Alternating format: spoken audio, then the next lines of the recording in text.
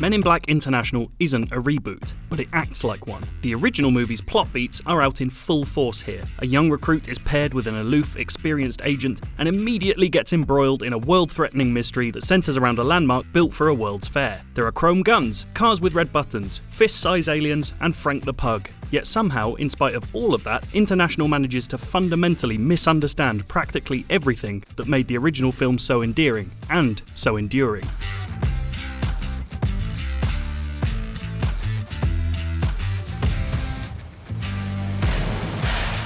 The story of Molly, played by Tessa Thompson, a young girl who wasn't neuralized when she should have been and spent the rest of her life seeking to join the Men in Black, should be a delight. The process of joining the MIB is probably the most interesting part of the original, but where we saw Will Smith's budding Agent J failing tests and making quips, Molly essentially becomes Agent M off-screen, before getting shipped off to London for a probationary period. Even the promise of seeing how the Men in Black operate in a different country is immediately dulled. The HQ looks fundamentally similar, and the only concession to the London setting is that Liam Neeson's branch head is called High T for no given reason other than the horrible pun. It's here that Chris Hemsworth's H joins proceedings, an agent who's already achieved enough to be heralded alongside J and K from the original films, and seemingly been burned out by hubris. Hemsworth and Thompson are undoubtedly charming together, bringing their Thor Ragnarok double act into a new setting, right down to Hemsworth's accent. Sadly, the writing doesn't live up to their talents. M's given almost no time to be wowed by her new surroundings, giving us no time to connect to her before she's already a more than competent agent. H, on the other hand, should be pure comic relief, a slapstick James Bond always succeeding by failing. Sadly, the jokes just don't work, and it's telling that the biggest laugh in the film is a direct reference to Hemsworth's work as an Avenger, not a Man in Black. That was an incredible catch.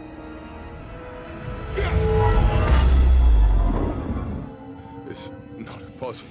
More than anything else, International feels soulless. The first Men in Black was pleasingly grimy. Its aliens wobbling around under Rick Baker's exquisite prosthetics, heads exploding in fountains of slime, squid children puking on agents after traumatic tentacle births. At times, it was a gross-out comedy for the Nickelodeon generation. By comparison, International feels as sleek and clean as its weaponry, and loses a lot for it. The satirical bite is gone from the dialogue, the emotional beats artificially saccharine rather than truly sweet. Worst of all, the aliens feel unthreatening, unsurprising, and unremarkable. It's a common complaint to say CGI can make things feel weightless, but it's never been more appropriate than in the twin antagonists here, who are on the search for an extraterrestrial MacGuffin and manage to sidestep every potentially dangerous situation by just turning into some gas. It renders even the film's best set piece, a gunfight set around a particularly well-equipped Jaguar, essentially pointless. No matter how big and well-designed the weaponry gets, M and H are shooting at what amounts to two clouds, with all the lack of tension that entails.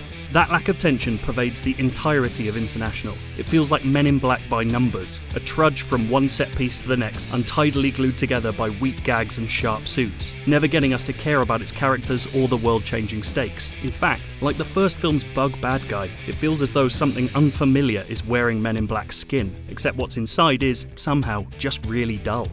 If you like that movie review, maybe you just like movie reviews in general. Well, lucky for you, we've got loads of them. Here's some.